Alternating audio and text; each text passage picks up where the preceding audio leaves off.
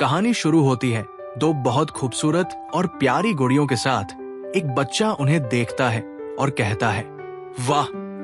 पीछे से उसके दादा कहते हैं, क्या ये सुंदर नहीं है? तुम्हारे बूढ़े दादा और उनके दोस्त ये हिना गुड़िया बनाते हैं, क्या ये अद्भुत नहीं है? हाँ वाह, वे बहुत प्यारी है, वो इस दुनिया की सबसे सुंदर चीज है। फिर सीन बदलता है और बच्चा एक कागज पर गुड़िया का चेहरा पेंट करता दिखता है। थोड़ी प्रैक्टिस के बाद तुम अपने दादा जैसे हो जाओगे।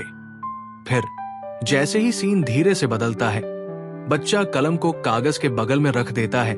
उसकी आंखें कलम पर ठहरती है। सोच में खोई हुई एक पल की चुप्पी हवा में होती है।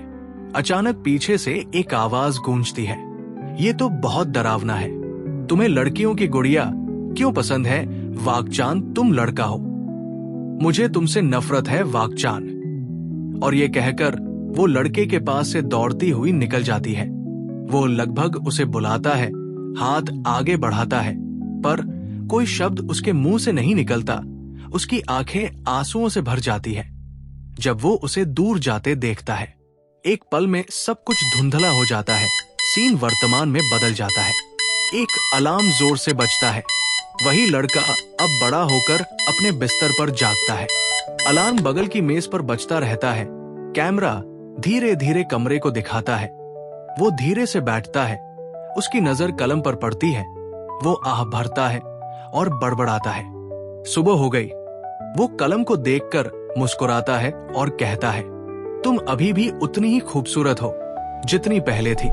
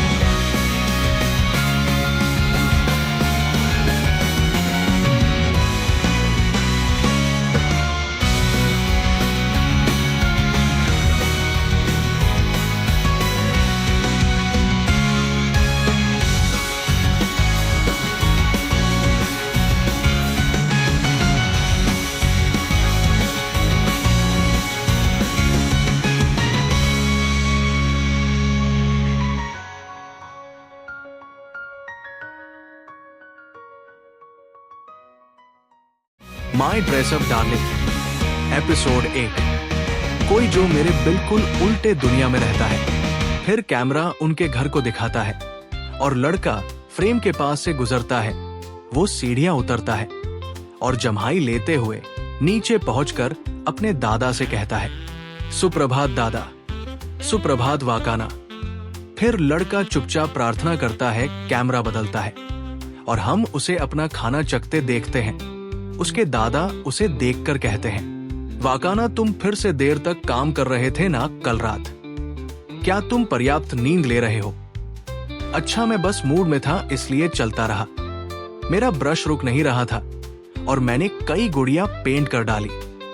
फिर भी मैं उन्हें तुम्हारे जैसे परफेक्ट नहीं बना पाता दादा। तुम्हें लगता है मैं कितने साल से ये कर रहा हूं? वाकाना कुछ पल रुकता है, फिर कहता है, शायद 47। दादा जवाब देते हैं, उनकी आवाज नरम लेकिन दृढ़ है, नहीं ये 48 है। चलो खाना खाते हैं, चलो खाते हैं। अगर तुम्हें चेहरे अभी तक मास्टर नहीं हुए, तुम उनके कपड़े बना सकते हो और वो काफी प्रभावशाली है। बस मैं इसमें अच्छा हूं। मुझे अभी बहुत कुछ सीखना है। जल्दी मत करो, बस लगातार करते रहो। तुम अभी स्कूल में हो? हाँ, एक घूंट लेकर दादा कहते हैं, वैसे अब जब तुम हाई स्कूल में हो, क्या तुम्हारे दोस्त बने? जैसे ही दादा का सवाल आता है, वाकाना गोजो झिझकता है। उसका पूरा शरीर तंग हो जाता है, जैसे शब्द अचानक उसे झटका दे गए हों। तुम ठीक हो? मैं ठीक हूं, रुको। ये कहां से आया? अच्छा, मेरा मतलब तुमने पूरा समय गुड़ियों के साथ बिताया ग्रेड और मिडिल स्कूल में। मैं सोचने लगा था, क्या तुम्हारे सच में दोस्त है? हाँ बिल्कुल मेरे दोस्त है। बहुत सारे मेरे हमेशा से दोस्त रहे हैं। वे सब क्लब में व्यस्त हैं, इसलिए हमारा समय कभी मेल नहीं खाता। बस इतना ही। सच में समझ गया। खैर, मुझे बेहतर महसूस हो रहा है। समझा। ये अच्छा है। नाश्ता खत्म करने के बाद गोजो अपने दादा को देखता है और कहता है, मैं निकल रहा हूं। हाँ, सावधान रहना। रहूंगा।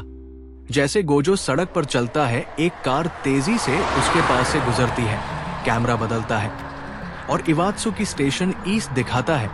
गोजो अपना कार्ड स्कैन करता है और स्टेशन में प्रवेश करता है। वो ट्रेन के अंदर दरवाजे के पास खड़ा होता है।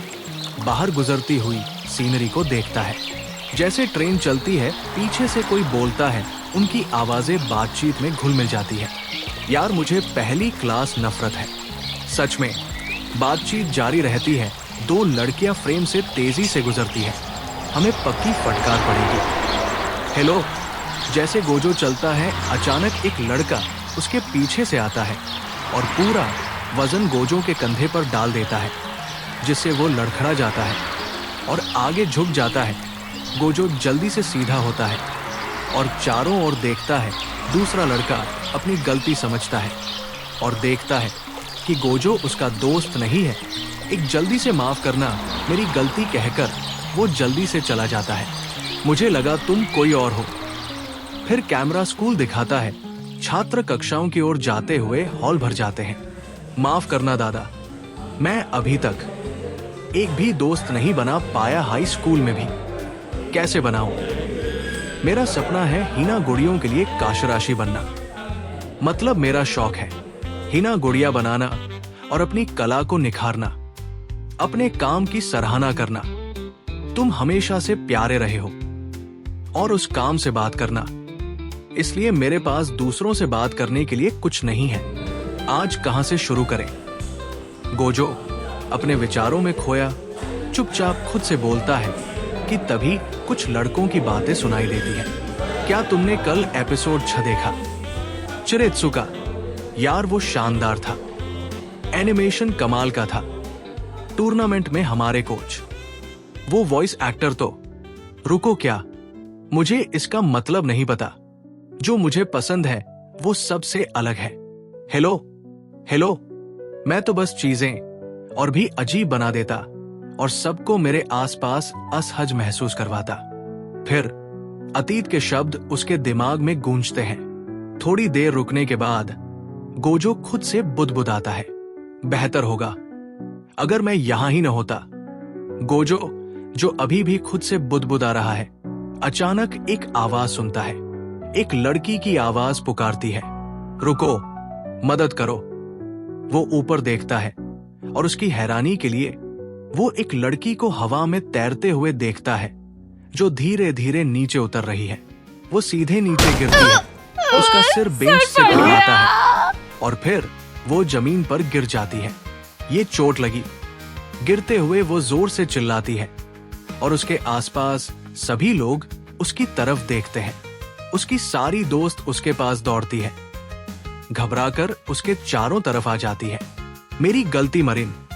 सर पर चोट लगने के बाद वो धीरे धीरे उठती है, मुड़कर कहती है, मैं ठीक हूं, सच में।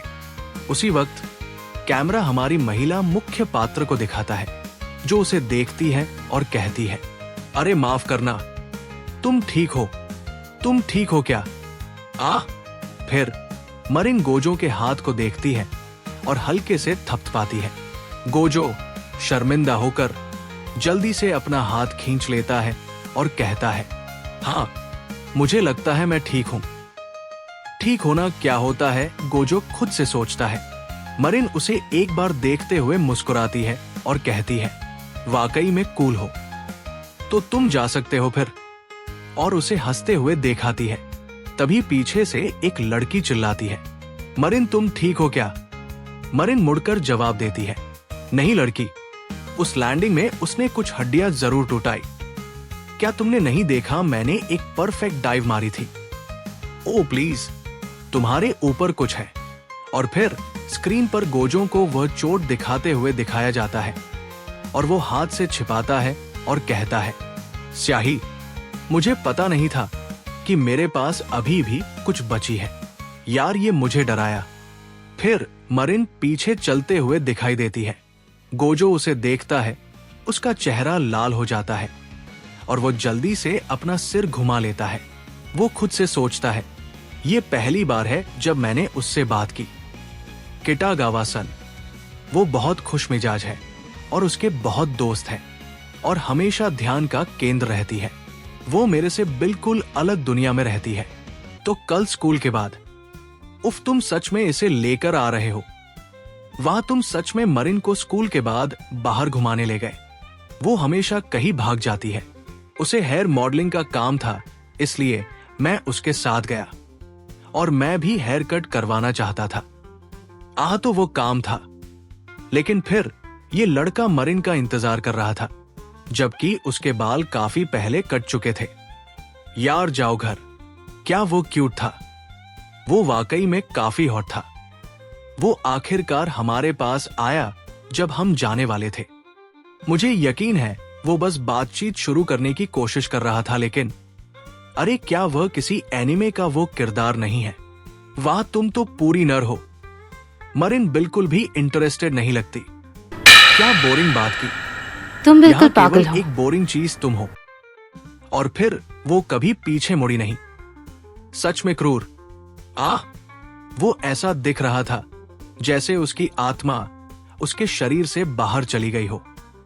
मेरा मतलब है, अगर वो लड़का हॉट था तो शायद तुम्हें उसे मौका देना चाहिए था। मरिन जब भी कोई उस पर फिदा होने की कोशिश करता है तो वो हमेशा ठंडी रहती है, जैसे मुझे उसकी हॉटनेस से कोई फर्क पड़ता हो। मैं ऐसे लड़कों को सहन नहीं कर सकती। मेरा मतलब है, उसे पहले से पता था कि मुझे ये पसंद है, इससे पहले कि वो मुंह खोलता। तुम लोगों की पसंद की चीजों का मजाक नहीं उड़ाते। सही है, बिल्कुल। और फिर उसने शियन टान को ऐसा कहा। गोजो अपनी हाथ को कसकर पकड़ लेता है जब वो पास की लड़कियों की बातें सुनता है। शुरू हो गया उसका शियन टान के लिए गहरा प्यार। देखो, हम भी नहीं समझते जब तुम ऐसी बातें करते हो। इसी कक्षा में कोई है जो मेरी बिल्कुल उल्टी दुनिया में रहता है, साकुया कुन मिराई-चान। शियन टान, वो उस दुनिया में रहती है जहां उसे जैसा है वैसा स्वीकार किया जाता है। जरूर ऐसा होगा। फिर स्कूल की क्लास खत्म होने के बाद कैमरा बदलता है।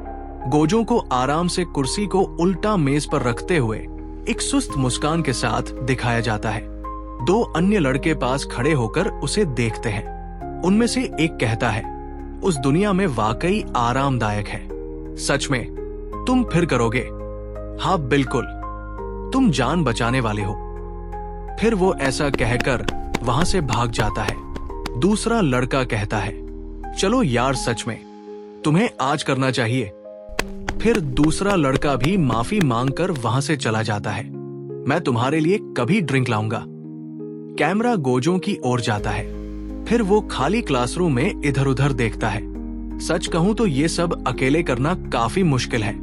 ये बातचीत में फेल होने और चीजें अजीब बनाने से कहीं बेहतर है। मुझे यकीन है वे नहीं जान पाएंगे कि मेरे साथ क्या बात करें, और अगर मैं बस चुपचाप खड़ा रहूं तो उन्हें असहज कर दूंगा। मैं बस जल्दी खत्म करता हूं ताकि घर जा सकूं। फिर गोजो कुर्सी को बेंच पर रखने ही वाला होता है जब किटागावा दरवाजे पर खड़ी दिखती है। गोजो उसे देखता है और कहता है, ये किटागावा-सन है। शायद वो कुछ भूल गई है। फिर गोजो कुर्सी बेंच पर रखता है और किटागावा को देखता है। वो भी कुर्सियों को बेंच पर रखना शुरू कर देती है। फिर किटागावा गोजो को देखती है और कहती है, क्या? हाँ, अरे कुछ नहीं। तुम क्या कर रहे हो? ये तो साफ है ना, मैं सफाई कर रही हूं। मैं लेट हो गई क्योंकि मुझे बाथरूम जाना था, पर इस हफ्ते मेरी सफाई की ड्यूटी है। हाँ, तुम सच में साफ सफाई करोगी? बिल्कुल करूंगी, क्यों नहीं करूं? अरे बाकी लोग कहां हैं? ओ, वे घर चले गए, शायद उनके काम थे। सच में सब लोग? हाँ, गोजो कुन का क्या वे तुम्हारा फायदा उठा रहे हैं? फिर गोजो थोड़ी देर सोचता है, सिर उठाता है और कहता है, शायद हाँ, तुम्हें लगता है, और तुम अभी भी ये कर रहे हो। तुम्हें कोई आपत्ति नहीं है। मेरा मतलब मुझे थोड़ा है, बिल्कुल तुम्हें होगा। क्या तुमने उन्हें बताया कि नहीं, लेकिन उन्होंने कहा था कि मैं भरोसेमंद हूं, इसलिए मैंने सोचा कि ये ठीक है। ये भरोसेमंद होना नहीं है, वे बस तुम्हारा इस्तेमाल कर रहे हैं। तुम्हें उन बातों के लिए सहमत नहीं होना चाहिए जो तुम नहीं करना चाहते। नहीं, सच में तुम्हें अपने बारे में ज्यादा सोचना चाहिए। तुम्हें अपने लिए यह बताना चाहिए कि तुम कैसा महसूस कर रहे हो। फिर किटागावा ऐसा कहती है और वहां से चली जाती है। सीन फिर घर की तरफ शिफ्ट होता है। गोजो चिल्लाता है, ओच। दादा जल्दी से दरवाजा खोलता है। अरे क्या हुआ, तुम ठीक हो? ओ। गोजो दादा की तरफ देखता है और कहता है, माफ करना। फिर हम एक कैंची देखते हैं जिस पर खून लगा है। मैंने फिर से अपनी उंगली काट ली। तुम्हें सावधान रहना होगा। मैं सोच रहा हूं कहीं हमारे पास पट्टियां बची हैं या नहीं। तुम बस आराम से बैठो। धन्यवाद। कई दिन हो गए। तुम्हें अपने लिए यह बताना चाहिए कि तुम कैसा महसूस कर रहे हो। लेकिन उसके शब्द अभी भी मेरे दिमाग में हैं। फिर वो गुड़िया की तरफ देख रहा था। असल में मुझे गुड़िया का असली नाम नहीं पता, मुझे लगता है इसे बिस्क गुड़िया कहते हैं। उसने मुझे ठीक से देख लिया था। मैंने हमेशा अपनी भावनाओं को दबाया है, यहां तक कि उस समय भी। फिर गोजो फिर से पैडल पर पैर रखता है और दादा पट्टी लेकर आता है। ले, इसे यहां लगा देना। दादा, सिलाई मशीन काम नहीं कर रही। खैर, ये लगभग एक पुराना खिलौना है। ये अपनी आखिरी हालत में थी। लगता है नया खरीदने का समय आ गया है। फिर कैमरा शिफ्ट होता है और अब गोजो अपने बिस्तर पर है, अपने हाथ को देख रहा है और खुद से बात कर रहा है। काश कम से कम एक अच्छे जगह पर रोक पाता। ओ, मुझे पता है। जैसे ही सुबह की रोशनी टूटती है, कैमरा एक नए दिन की ओर चलता है और दूर गोजो का स्कूल दिखता है, सिलाई अभ्यास कक्ष। फिर गोजो सिलाई करता दिखता है और वो बहुत खुश है क्योंकि वो नई मशीन का इस्तेमाल बहुत आसानी से कर पाया और उसकी खुशी उसके चेहरे पर साफ दिखाई दे रही है। फिर वो मशीन का पैडल बंद करता है और कहता है, इसे इस्तेमाल करना बहुत आसान है। भगवान का शुक्र है हमारे पास आर्ट्स एंड क्राफ्ट क्लब नहीं है। ऐसा नहीं है कि कोई भी स्कूल के बाद यहां आएगा, इसलिए मुझे छुपना नहीं पड़ेगा। फिर गोजो गुड़िया को देखता है और कहता है, और मैं आज तुम्हारे कपड़े सिलूंगा, बस इंतजार करो। फिर वो गुड़िया को देखता है। उसके चेहरे पर एक नरम भाव बनता है, हल्की मुस्कान आती है, जैसे कोई याद उसके दिल को छू गई हो। लेकिन अचानक किटागावा आती है। वो ऊर्जा के साथ दरवाजा खोलती है। गोजो उसे देखता है आश्चर्यचकित होकर और उलझन भरी आवाज में कहता है। फिर जब गोजो कहता है किटागावा सन और जल्दी से कुर्सी से उठता है तो गुड़िया उसके हाथ से गिर जाती है। वो जमीन पर गिरने वाली होती है। तभी गोजो सहज रूप से कूदता है।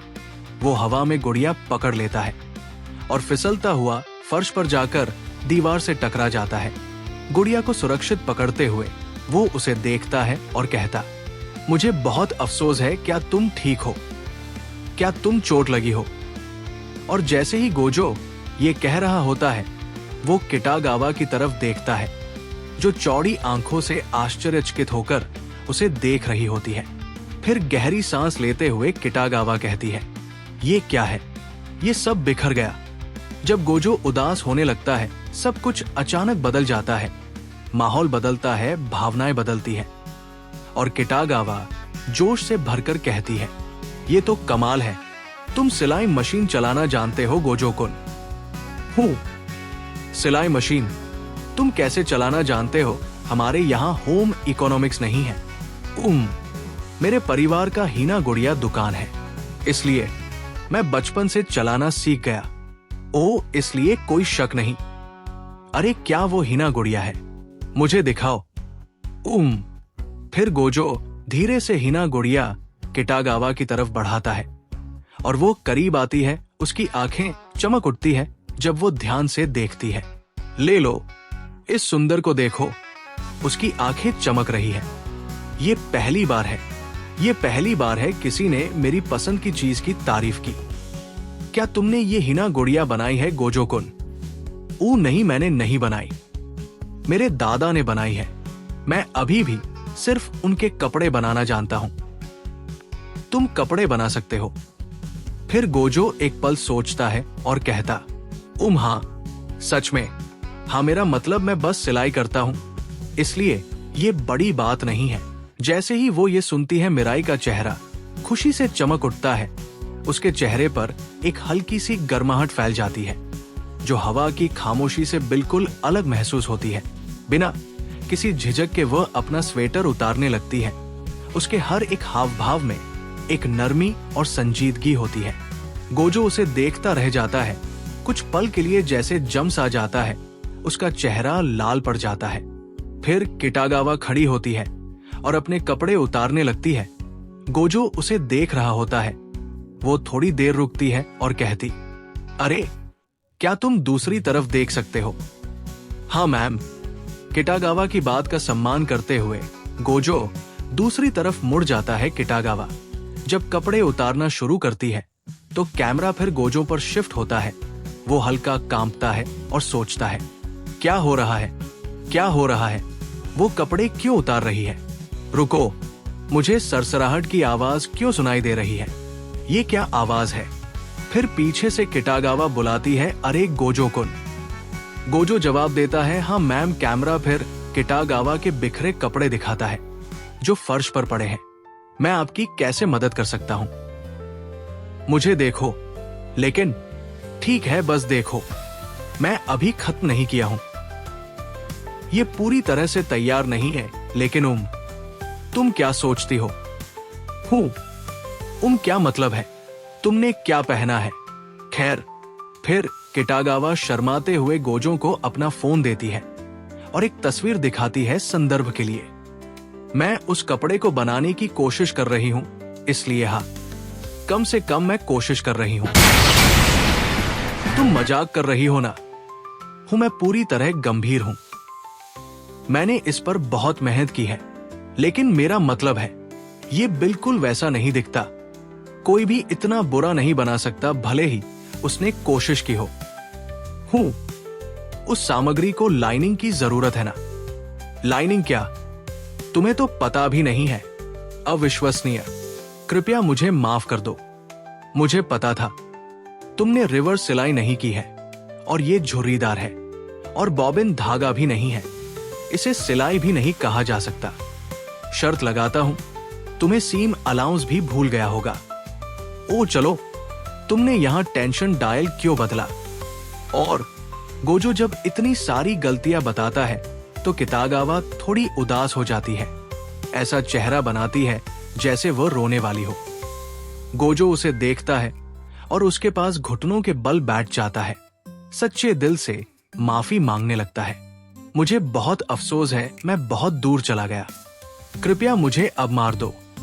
रुको, क्या तुम क्या कर रहे हो? छोड़ो। मुझे तुम्हें कितना देना चाहिए? कुछ नहीं, मुझे कुछ नहीं चाहिए। मैं गुस्सा नहीं हूं, थोड़ा भी नहीं। गोजो कांप रहा है, पसीना उसके चेहरे से टपक रहा है।